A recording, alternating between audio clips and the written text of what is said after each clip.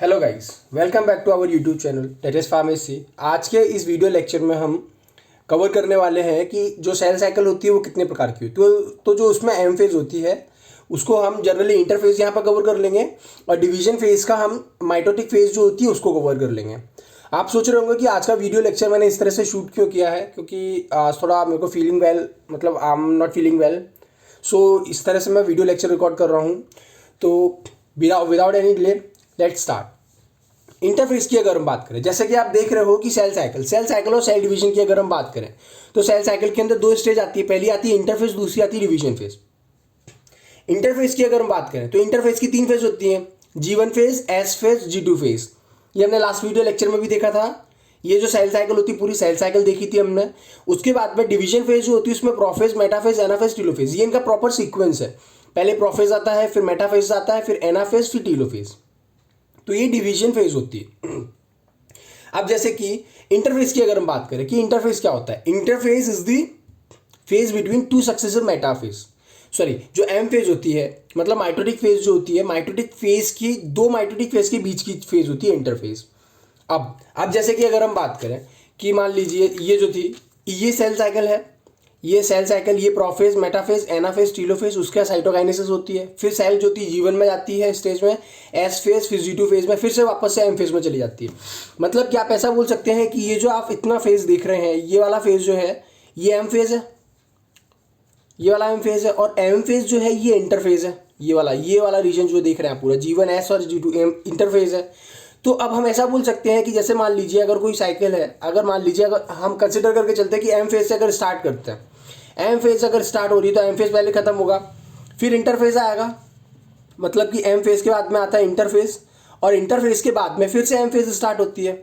मतलब कि ये देखिए, ये पहली और ये दूसरी, मतलब ये दो एम फेज है। सक्सेसिव एम फेज जो होती हैं उनके बीच की जो फेज होती है उसको बोलते हैं इंटरफेज। आई होप आपको समझ में आया होगा। तो इस कंडीशन में क्या होता है कि सेल जो होती है, सेल ग्रो करती है साइज के अंदर और खुद को प्रिपेयर करती है नेक्स्ट डिवीजन के लिए। मतलब कि जैसे मान लीजिए अगर सेल है, छोटी सी सेल है, तो क्या वो सेल डिवाइड करेगी? नहीं। तो वो सेल जो कि पहले खुद को डेवलप करेगी, साइज में बड़ा करेगी खुद को, उसके अंदर के जितने भी ऑर्गेनल्स हैं उनको डेवलप करेगी, तो तब जाके सेल डिवाइड होती है। अब जैसे मान लीजिए कि एक टर्म आता है जिसको बोलते हैं हम न्यूक्लियस साइटोप्लाज्मिक इंडेक्स रेशियो। इस कंडीशन में क्या होगा, आप देखिए, आप ध्यान से सुनिएगा कि जैसे कंसिडर करके चलिए कि ये पहली सेल है, इसका न्यूक्लियस इतना बड़ा है। दूसरी सेल इतनी बड़ी है लेकिन उसका न्यूक्लियस बहुत छोटा है। मान लीजिए ये न्यूक्लियस है, तो न्यूक्लियस ये सेल 1 है और ये सेल सेकंड है, ठीक। तो अब जो सेल 1 है, सेल 1 में न्यूक्लियस का साइटोप्लाज्म के साथ में आप देख रहे हो कि एक प्रॉपर, मतलब जितनी बड़ी सेल है उस सेल के बाहर का जितना भी साइटोप्लाज्म है, उस साइटोप्लाज्म को जितना न्यूक्लियस चाहिए मेंटेन करने के लिए उतना साइज में न्यूक्लियस है। लेकिन जब क्या है कि जैसे मान लीजिए सेकंड कंडीशन में साइटोप्लाज्म तो बहुत ज़्यादा है पर न्यूक्लियस बहुत छोटा है, तो पूरी छोटी सी इतनी छोटी न्यूक्लियस पूरी सेल को आपके नहीं संभाल पाएगी। तो उस कंडीशन में क्या होगा कि ये न्यूक्लियस जो है, ये न्यूक्लियस आपके दो पोर्शन में डिवाइड हो जाएगा। न्यूक्लियस दो पोर्शन में डिवाइड हो जाएगा। अब मान लीजिए कि सेल सेकंड है, ये इतनी बड़ी सेल है लेकिन ये न्यूक्लियस इतने बड़े बड़े दो न्यूक्लियस आ गए।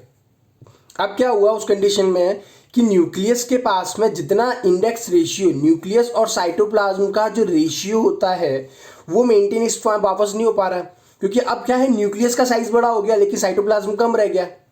तो उस केस में क्या होगा कि इस केस में वापस से ये न्यूक्लियस और साइटोप्लाज्मिक इंडेक्स रेशियो को मेंटेन करने के लिए ये जो सेल है ना, ये सेल आपस में डिवाइड करने लग जाएगी।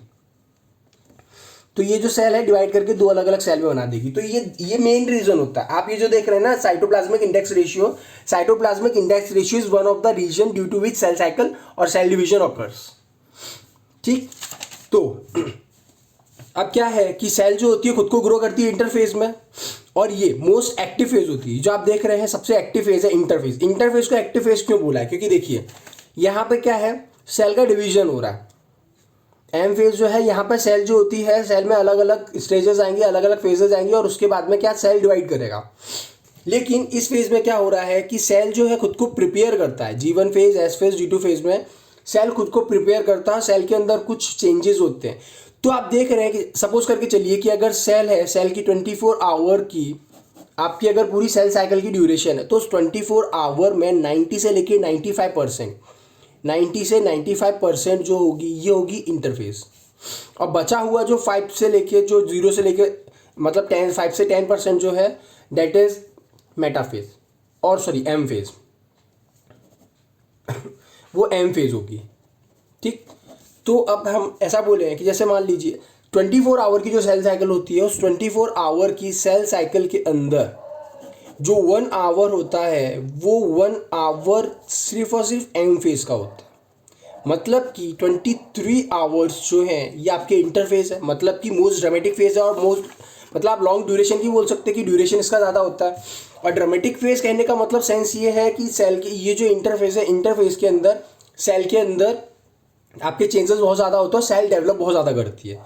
तो आप जैसे G1 फेज की बात करें, G1 फेज को हम DNA सिंथेसिस के प्री वाली फेज जो होती है, मतलब कि pre synthesis pre DNA synthesis, मतलब कि S फेज को हम DNA सिंथेसिस फेज बोलेंगे। तो ये जो S फेज आप देख रहे हो DNA सिंथेसिस फेज, इस DNA सिंथेसिस फेज से प्री वाली जो फेज है उसको बोलते हैं G1 फेज, और उसके बाद की आप जो सेल देख रहे हो उसके बाद की स्टेज जो है उसको बोलते हैं हम G2 फेज। ठीक, तो मतलब कि ये जो G1 फेज है इसको बोलते हैं प्री DNA सिंथेसिस, और ये गैप फर्स्ट या फिर फर्स्ट गैप फेज इसको बोलते हैं। इसमें क्या होता है कि इंटरवल जो होती है माइटोसिस के बीच की, ये है इंटरवल होता है, गैप 1 फेज है, ये माइटोसिस के बीच का इंटरवल है, और इसमें जो DNA का रेप्लिकेशन का इनिशिएशन होता है G1 फेज में। मतलब कि DNA रेप्लिकेशन स्टार्ट होना यहाँ से G1 फेज में स्टार्ट होता है। उसके बाद क्या होगा कि जो सेल ऑर्गेनल्स होते हैं, most of the cell organelles जो होते हैं वो इंक्रीज हो जाते हैं, या तो उनके साइज में इंक्रीज होंगे या उनके नंबर में इंक्रीज होंगे। ठीक, और उसके बाद में क्या होगा कि इस फेज के अंदर, G1 फेज के अंदर सेल जो होती है वो RNA और प्रोटीन, डिफरेंट टाइप की RNA और प्रोटीन जो होती है उसको सिंथेसाइज करती है वो, मतलब नई डिफरेंट टाइप की सेल मतलब सिंथेसिस हो रहा है, RNA बन रहा है, प्रोटीन बन रहा है। तो हम बोल सकते हैं कि G1 फेज के अंदर बहुत सारी चीज़ें हो रही है। मेनली क्या हो रहा है, रेप्लिकेशन DNA का इनिशिएट हो रहा है।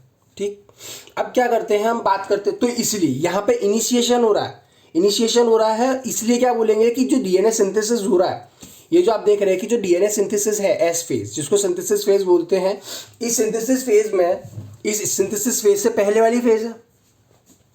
ठीक, तो इसके अंदर क्या होगा कि जो हिस्टोन प्रोटीन होती है, इस हिस्टोन प्रोटीन का आपका सिंथेसिस होता है, DNA का रेप्लिकेशन होता है S फेज के अंदर, सेंट्रियोल्स जो होते हैं सेल के अंदर उनका डुप्लीकेशन स्टार्ट होता है, मतलब सेंट्रियोल्स का डुप्लीकेशन स्टार्ट हो रहा है। उसके बाद में नंबर, अगर हम बात करें क्रोमोसोम का नंबर जो है वो इंक्रीज नहीं होगा। मतलब क्या हुआ कि S फेज में DNA का रेप्लिकेशन तो हो गया पर क्रोमोसोम का नंबर स्टार्ट नहीं हो रहा। अब जैसा सपोज करिए कि एक सेल है जिसके अंदर आपके 46 क्रोमोसोम्स हैं। ठीक, या फिर क्रोमोसोम का काउंट अगर हटा के हम बोले कि मान लीजिए 2n क्रोमोसोम, मतलब n नंबर ऑफ क्रोमोसोम्स हैं। तो जब S फेज आएगी तो S फेज में क्या होगा, और n नंबर ऑफ क्रोमोसोम्स हैं और n नंबर ऑफ DNA। ठीक, n नंबर क्रोमोसोम है, n नंबर DNA है, लेकिन ये मान लीजिए ये प्री DNA सिंथेसिस फेज है, और DNA सिंथेसिस फेज के बाद में या DNA सिंथेसिस में क्या होगा कि जो आपका DNA है वो तो उसका काउंट जो है वो n से 2n हो जाएगा, मतलब DNA तो डबल हो गया, लेकिन जो क्रोमोसोम है वो उसका काउंट स्टिल n रहेगा। ठीक, मतलब कि क्रोमोसोम का काउंट जो है वो बढ़ रहा है क्या, नहीं बढ़ रहा, क्रोमोसोम का काउंट नहीं बढ़ रहा, बट DNA का काउंट जो है DNA का वो इंक्रीज हो रहा है। तो इसीलिए हम इसको क्या बोलते हैं, G1 जो आपके ये जो फेज होती है इनको इंटरफेज बोलते हैं। इसमें मतलब कि S फेज में क्या हो रहा है, आप देखिए कि इंक्रीज नहीं हो रही है आपकी क्रोमोसोम, और DNA का अमाउंट जो वो डबल हो रहा है। G2 फेज की अगर बात करें तो देखिए हमने G1 फेज को क्या बोला था, प्री, तो G2 क्या है, पोस्ट। मतलब कि आपके S फेज जो है, S फेज को हमने रेफरेंस लिया है, S फेज के बाद वाली फेज जो है वो पोस्ट, और S फेज के पहली वाली फेज जो उसको प्री, मतलब कि भाई ये डीएनए सिंथेसिस है, तो आप यहाँ से रख सकते हो कि एस फेज को डीएनए सिंथेसिस फेज बोलते हैं, तो उससे पहले वाली का हो जाएगा प्री डीएनए सिंथेसिस और बाद वाली का हो जाएगा पोस्ट डीएनए सिंथेसिस फेज। ठीक, तो अब हम अब देखते हैं कि G2 फेज क्या होता है। G2 फेज के अंदर क्या होता है कि पोस्ट डीएनए जो होता है सिंथेसिस फेज है, उसके बाद इसको सेकंड गैप फेज भी बोलते हैं। और जो एम फेज होती है, या फिर आप बोल रहे हैं ये जो देखिए सेल साइकिल जो होती है, ये जो सेल साइकिल है ये एम फेज है, ये देख रहे हैं, सॉरी ये एम फेज देख रहे हैं। ये एम फेज के क्या होगा कि एम फेज के लिए फाइनल प्रिपरेशन जो होती है वो G2 फेज में होती है। अब आप देख ही रहे होंगे कि इंटरफेज के अंदर कितनी सारी चीज़ें हो रही हैं। अब मैंने आपको बताया था कि ये जो G0 फेज होती है, जैसे मान लीजिए ये G1 फेज से सेल एग्जिट करके G0 फेज में चली जाती है, तो इस स्टेज को बोलते हैं क्विसेंट स्टेज। ठीक, तो अब क्या होता है कि इस अब मान लीजिए कोई ऐसी सेल्स होती हैं जो डिवाइड नहीं करती हैं, या फिर अगर डिवाइड करती भी हैं तो बहुत ऑकेजनली करती हैं। ठीक, तो ऐसी सेल्स अगर जो डिवाइड नहीं कर रही हैं या फिर बहुत कम डिवीजन कर रही हैं, अगर वो सेल्स का डिवीजन हो तो क्या करना चाहिए? अगर वो सेल्स आपके डिवाइड करें या फिर वो सेल्स अगर डिवाइड नहीं करे और अगर उन सेल्स की अगर हमें ज़रूरत पड़ जाए, मान लीजिए अगर कोई सेल डैमेज हो गई और वो सेल डिवाइड नहीं कर रही है, तो फिर हम उस केस में क्या करेंगे? तो उस फेज में क्या होती है, उस चीज़ में हम जब सेल लेते हैं ना, तो क्या होता है कि कुछ सेल्स जो होती है वो डिवाइड नहीं करती हैं, वो G0 फेज में चली जाती हैं और G0 फेज में जाके वो रुक जाती हैं। लेकिन अब मान लीजिए जैसे कोई सेल अगर G0 फेज के अंदर रुकी हुई है और वो डिवाइड नहीं कर रही है, और लेकिन अगर मान लीजिए हार्ट की सेल्स जो होती हैं, हार्ट की सेल मान लीजिए हार्ट की सेल डिवाइड नहीं करती, लेकिन अगर हार्ट की सेल डैमेज हो जाए तो उस कंडीशन में हमें उस सेल जो डैमेज हुई है उसकी भरपाई करने के लिए हमें दूसरी सेल चाहिए रहेगी। तो जो सेल हार्ट की वो सेल जो G0 स्टेज में चली गई थी वो वापस से डिवाइड करेगी, वो G0 फेज से बाहर आएगी और सेल साइकिल में जाएगी, और फिर जो डेड सेल है उस डेड सेल की वो भरपाई करेगी, मतलब उस डेड सेल की जगह पे वो आएगा। ठीक, तो ये G0 फेज है, ये नोट के अंदर आप लिख लीजिएगा। और इसको ये जो होती है इसमें क्या होता है कि सेल जो होती है वो मेटाबॉलिकली एक्टिव फेज में रहती है, मतलब कि जब भी उसकी ज़रूरत पड़ेगी वो रेडी रहेगी। सेल जो है वो मेटाबॉलिकली एक्टिव है लेकिन वो डिवाइड नहीं करेगी। ठीक, अब हम बात करते हैं डिवीजन फेज की। जो सेकंड फेज आता है उसको बोलते हैं डिवीजन फेज। ठीक, तो डिवीजन फेज जो होता है उस डिवीजन फेज को हम एम फेज भी बोलते हैं और माइटोटिक फेज भी बोलते हैं, एम फेज और माइटोटिक फेज भी बोलते हैं। और ये जो एम फेज होता है ये आपके सिर्फ और सिर्फ 1 आवर के लिए होता है। जैसा मैंने आपको पहले बताया था 24 आवर की जो सेल साइकिल होती है, उस 24 आवर की सेल साइकिल में सिर्फ 1 आवर की जो सेल साइकिल होती है दैट इज डिवीजन फेज। मतलब कि ये जो आप एम फेज देख रहे हैं ना, ये एम फेज जो है ये एम फेज डिवीजन फेज है। ठीक, इसके अंदर आप देख रहे हैं कि ये जो पोर्शन है ना, प्रोफेज, मेटाफेज, एनाफेज, टीलोफेज, ये तो आते ही है। इसके बाद में साइटोकाइनेसिस, साइटोप्लाज्म का डिवीजन जो होता है वो भी आता है इसके अंदर। ठीक, इसमें क्या होगा कि जो डिवीजन फेज है, आप डिवीजन फेज जो देख रहे हैं इसमें क्या होता है कि जो नंबर ऑफ क्रोमोसोम्स होते हैं, number of chromosome parent cell के अंदर, प्रोजेनी सेल के अंदर सेम रहते हैं, इसलिए इसको इक्वेशनल डिवीजन बोलते हैं। मतलब कि इक्वेशन मतलब इक्वली डिवाइड हुआ है, इक्वली डिवाइड हुआ मतलब वो इक्वल गया है पेरेंट सेल के अंदर भी और आपके प्रोजेनी के अंदर भी, तो ये डिवीजन फेज होगी। मतलब ये माइटोटिक फेज के बारे में अभी हम पढ़ रहे हैं, माइटोटिक फेज है ना। और अगर हम बात करें कि ये तो माइटोसिस होगी, कि माइटोसिस के बारे में अभी हम पढ़ रहे हैं। अब अगर हम बोले कि मियोसिस, तो मियोसिस में क्या होता है कि जैसे मान अब देखिए कि कोई सेल है, जब वो सेल डिवाइड हो रही है, एक से जब सेल 2 सेल में डिवाइड हो रही है, तो यहाँ 23 यहाँ 46 यहाँ 46 यहाँ 46 क्रोमोसोम जा रहे हैं। लेकिन अगर इसी सेल को हम दोबारा से डिवाइड करवाते हैं तो वो सेल क्या करेगा, वो 23 चले जाएगा।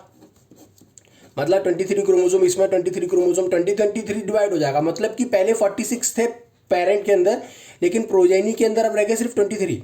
मतलब कि जो साइज है वो रिड्यूस हो गए। इसीलिए जो मियोसिस होती है, मियोसिस को हम रिडक्शनल डिवीजन भी बोलते हैं और माइटोसिस को हम इक्वेशनल डिवीजन बोलते हैं। डिवीजन की अगर फेजेस की बात करो तो 4 प्रकार की फेज आती है इसमें। पहली आती है प्रोफेज, मेटाफेज, एनाफेज और टीलोफेज, ये 4 होगी। अब प्रोफेज की बात करें, प्रोफेज क्या अगर हम बात करें कि प्रोफेज कैसा पहचानेंगे, कैसे कि प्रोफेज क्या होती है, प्रोफेज को कैसे आइडेंटिफाई करेंगे, तो उसमें क्या होता है कि जो क्रोमोसोमल मटेरियल होता है उस क्रोमोसोमल मटेरियल का कंडेंसेशन स्टार्ट हो जाता है। ठीक, क्रोमोसोम मटेरियल कंडेंस होना स्टार्ट हो जाते हैं, और क्रोमोसोम मटेरियल जब कंडेंस हो जाएगा ना तो वो धीरे धीरे एक शेप फॉर्म एक्वायर करने लगेगा। ठीक, तो क्रोमोसोम जो होते हैं, जब प्रोफेज जो होती है अगर आप देखते हो तो क्रोमोसोम को अगर आप देखोगे तो उसमें 2 क्रोमेटिड्स होती हैं जो कि सेंट्रोमियर से अटैच होती है। अब क्रोमेटिड और सेंट्रोमियर क्या होता है? अब जैसे कि आप जब क्रोमोसोम का आप स्ट्रक्चर देखोगे तो इस तरह से स्ट्रक्चर होता है क्रोमोसोम का। तो ये जो आप देख रहे हो ये तो है सेंट्रोमियर, और ये जो आप पोर्शन देख रहे हो इनको बोलते हैं क्रोमेटिड्स, और ये सेंट्रोमियर। ठीक, ये क्रोमेटिड्स और ये सेंट्रोमियर। अब क्या होगा कि इसमें जो प्रोफेज होती है, प्रोफेज के अंदर Golgi complex, endoplasmic reticulum, nucleolus और जो न्यूक्लियर एनवलप होता है ये नहीं दिखती है। मतलब कि जो प्रोफेज है, जब ये सेल है, सेल की जो न्यूक्लियर मेम्ब्रेन होती है वो डिसइंटीग्रेट होना स्टार्ट हो जाती है, और वो जगह जगह टूट जाती है, और वो पीसेस के अंदर टूट जाती है। जैसे मान लीजिए अगर आप ऐसे देखोगे तो ये इस तरह से टूट जाएगी, तो ये इस तरह से टूट जाती है, फ्रेगमेंट्स में टूट जाती है और सेल के अंदर बिखर जाती है। तो आप न्यूक्लियर जो एनवलप है, न्यूक्लियर एनवलप को आप आइडेंटिफाई नहीं कर पाओगे कि न्यूक्लियर एनवलप है कि नहीं है। ठीक, तो जब आप माइक्रोस्कोप के अंदर देखते हो इनको, तो आपको एंडोप्लाज्मिक रेटिक्यूलम और Golgi complex, endoplasmic reticulum, nucleolus, nuclear membrane जो होती है ये नहीं दिखती है। अब प्रोफेज के बाद अगर हम बात करें टीलोफेज, तो टीलोफेज को हम रिवर्स प्रोफेज भी बोलते हैं। मतलब कि यहाँ पे क्या हो रहा है कि जो सेल के अंदर की जो न्यूक्लियर एनवलप है, वो न्यूक्लियर एनवलप टूट रहा है, डिसइंटीग्रेट हो रहा है, ये प्रोफेज में हो रहा है। लेकिन टीलोफेज में क्या होगा कि ये जो फ्रेगमेंट्स है ना, ये आपस में कंडेंस होंगे एक जगह पे आके, और वापस से इनके बीच में मतलब ये वापस से बनना स्टार्ट होगा धीरे धीरे। ये जो आप देख रहे हो कि प्रोफेज के एंड में आपको Golgi complex, endoplasmic reticulum, nucleolus, nuclear envelope, ये कुछ भी नहीं दिख रहा है, सब गायब हो रहे हैं। लेकिन टीलोफेज जो होता है, टीलोफेज के अंदर आपको ये सब दिखने लग जाएंगे, ये वापस बनते हैं। तो endoplasmic reticulum, Golgi complex, nucleolus ये वापस से बनते हैं, और न्यूक्लियर एनवलप जो होता है वो वापस से बनता है, तो आपको दिखने लग जाएंगे। मतलब कि प्रोफेज के अंदर वो जब डिवाइड हो रहे थे तो वो आपके टूट रहे थे तो आपको नहीं दिखाई दे रहे थे, लेकिन टीलोफेज के अंदर वो जुड़ रहे हैं। मतलब प्रोफेज में टूट रहे हैं, टीलोफेज में जुड़ रहे हैं। It means they are antagonistic in nature. Antagonistic मतलब आप ऐसा बोल सकते हो कि वो अपोजिट नेचर के हैं, कि मतलब अपोजिट इनके अंदर स्टेप्स हो रही हैं, प्रोफेज में टूट रही हैं और टीलोफेज में बन रही है। ठीक, अब हम बात करें कि मेटाफेज की अगर हम बात करें कि मेटाफेज में क्या होता है। मेटाफेज में क्या होता है कि अगर आप मॉर्फोलॉजी सेल की आप स्टडी कर सकते हो। क्यों? क्योंकि क्रोमोसोम्स जो होते हैं वो क्लियर विजिबल होते हैं माइक्रोस्कोप के अंदर, तो आप उनकी स्टडी आराम से कर सकते हो। काइनेटोकोर क्या होता है? काइनेटोकोर जो आप ये सेंट्रोमियर देख रहे हैं, सेंट्रोमियर के बाद ये जो काइनेटोकोर वाले जो रीजन्स होते हैं, जैसे आप जब क्रोमोसोम का पोर्शन देखोगे, डायग्राम देखोगे, तो यहाँ पे कुछ पोर्शंस लगे होते हैं जिनके पास में क्या होता है कि जिनसे आके स्पिंडल फाइबर्स जो होते हैं वो अटैच होते हैं। ठीक, उनको बोलते हैं kinetochore. Kinetochore is the attachment site for spindle fibres. Chromosomes जो होते हैं वो मूव करते हैं स्पिंडल इक्वेटर पे, और एक साथ में मेटाफिजिक प्लेट, ये जो टर्म आप देख रहे हो मेटाफिजिक प्लेट, ये टर्म इंपॉर्टेंट है। इसमें क्या होता है कि मेटाफेज, आप जब इनका डायग्राम देखेंगे तो सेल के अंदर क्या होता है कि ये जो सेल है ना, ये सेल है, तो इस पर क्या होता है क्रोमोसोम जो होते हैं वो मेटाफिजिक प्लेट इस तरह से बनाते हैं। मतलब कि इक्वेटर है, इक्वेटर क्या होता है, ये जो लाइन होती है ये वाली इक्वेटर होती है। तो इक्वेटर मतलब कि इक्वेटर पे आके आपके सारे के सारे क्रोमोसोम्स अरेंज हो जाते हैं और एक प्लेटफॉर्म स्ट्रक्चर बनाते हैं जिसको बोलते हैं मेटाफिजिक प्लेट। ठीक, तो ये मेटाफिजिक प्लेट बनाते हैं इस पे, और मतलब दोनों पोल्स पे वो जाके अटैच, जो काइनेटोकोर है, काइनेटोकोर से स्पिंडल फाइबर अटैच हो जाते हैं। एनाफेज में क्या होता है कि जो डिवीजन होता है सेंट्रोमियर का, सेंट्रोमियर अभी मैंने आपको बताया क्या होता है, क्रोमोसोम के अंदर वाला जो सेंटर वाला पोर्शन होता है वो स्प्लिट होता है, और ये जो आपकी इस तरह से डबल वाले जो क्रोमोसोम्स थे, आप इस तरह से मानिए कि जैसे कि ये सेंट्रोमियर है, ये आपकी क्रोमोसोम के पार्ट्स हैं। अब ये जब टूट रहा है इस तरह से, तो ये इस तरह से टूटेगा, ये सेंट्रोमियर का पार्ट, ये क्रोमोसोम का एक पोर्शन, और ये सेंट्रोमियर का सेकंड पार्ट, ये सेकंड पोर्शन। तो ये इस तरह से टूट जाएगा, क्योंकि अगर आप इनको ऐड करोगे तो पूरा एक फुल क्रोमोसोम बन जाएगा। ठीक है ना, पूरा फुल क्रोमोसोम बनेगा। तो अब क्या होगा कि ये जो है ना क्रोमेटिड्स जो है वो टूट जाएंगे और एक सिंगल क्रोमोसोम की तरह वो एक्ट करने लग जाते हैं। ठीक, तो इसमें क्या होता है, एनाफेज में सेंट्रोमियर स्प्लिट होता है, आप इसको स्टार मार्क कर सकते हैं। जैसे कि मेटाफेज में आप मेटाफेजिक प्लेट को आप स्टार मार्क कर सकते हो, एनाफेज में आप सेंट्रोमियर का जो होता है स्प्लिट होती है उसको मार्क कर सकते हो, ये इंपॉर्टेंट है। और प्रोफेज के अंदर आप ऐसा बोल सकते हो कि ये जो न्यूक्लियर एनवलप जो है ये सब जो डिसइंटीग्रेट होकर टूट रही हैं उसको आप मार्क कर सकते हो, इस पॉइंट को। और कंडेंसेशन, ये जो होती है कंडेंसेशन, ये कंडेंसेशन इसमें क्रोमेटिन मटेरियल का कंडेंसेशन स्टार्ट हो जाता है। ठीक, अब ये एनाफेज हो गई। और क्रोमेटिड्स जो होते हैं वो अपोजिट पोल पर चले जाते हैं, अपोजिट पोल की तरफ मूव कर जाते हैं, तो इसको बोलते हैं एनाफेज। तो ये एनाफेज, ये मैंने आपको कुछ जो सर्टेन जो मतलब डिटेल में काफ़ी बता दिया है पॉइंट्स, मैंने आपको डिटेल में ये सब बता दिया है। आई होप आपको समझ में आया होगा। तो हमारी वीडियोज़ को लाइक शेयर सब्सक्राइब करना ना भूलें। मिलते हैं आप लोगों से नेक्स्ट वीडियो लेक्चर में, तब तक के लिए आप लोग सेफ रहें। और जिन्होंने अभी तक मेरे से यूट्यूब चैनल को सपोर्ट किया है, I'm thankful to all of them. So see you soon, guys.